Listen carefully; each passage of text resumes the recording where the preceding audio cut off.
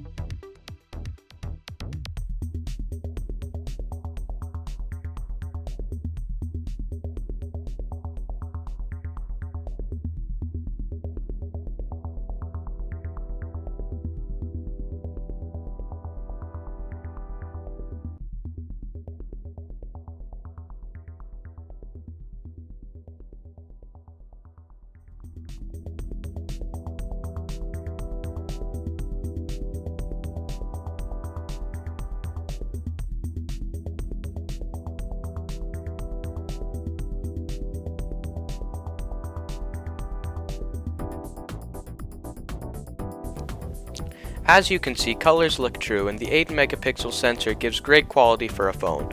Low light performance is very much improved, and panorama is presented in such an easy manner that you can't help but appreciate it.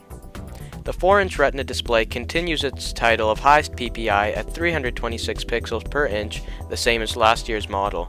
Now using in-cell touch technology, combining the touch panel and the screen layer makes a thinner screen with marginally better colors. The colors don't pop like Super AMOLED screens on Android superphones, but it's one of the sharpest tools in the shed.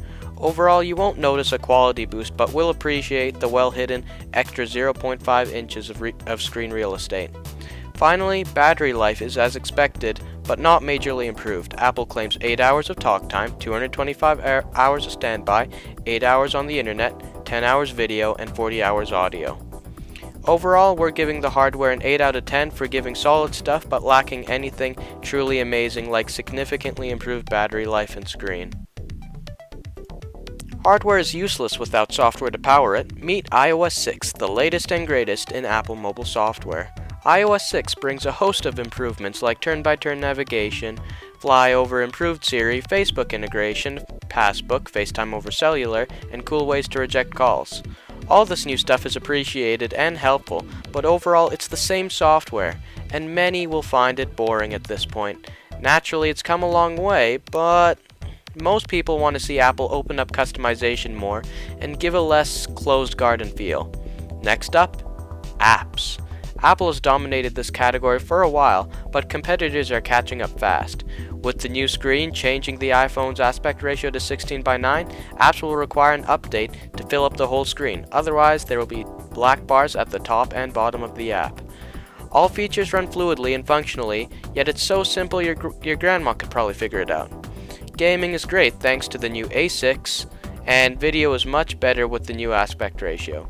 Overall, the software part of this review gets a 7 out of 10 for cool features but no surprises and the same boring interface that's needed to change for the past 5 years. The iPhone is well known for its simple and intuitive design, and the iPhone 5 is no different. It doesn't have the fragmentation of Android, updates come out fast for all compatible devices, and the device thinks almost as fast as you do. Doing everything on the iPhone 5 is quite a breeze, and everything moves and transitions fluidly without any lag. iOS lacks glitches and is really stable, but lacks the customization most nerds would want in an expensive phone. For the price it asks for, you have to wonder if Apple could have offered a bit more, but is nonetheless one of the best handsets on the market. We have to give the user experience an 8.5 out of 10 for doing what it does really well, but lacking enough things to do.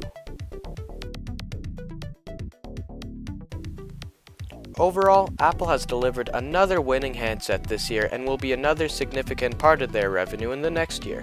With a 9.5 in design, 8 in hardware, 7 in software, and 8.5 in user experience, the iPhone 5 manages a phenomenal 8.25 out of 10. Not too bad for a phone we've seen months before the release, right? With many new products just released, you can easily expect this is going to be a great year for Apple. Thanks for watching, subscribe if you enjoyed, spam that like button, and stay beautiful. Static Ninja, signing off.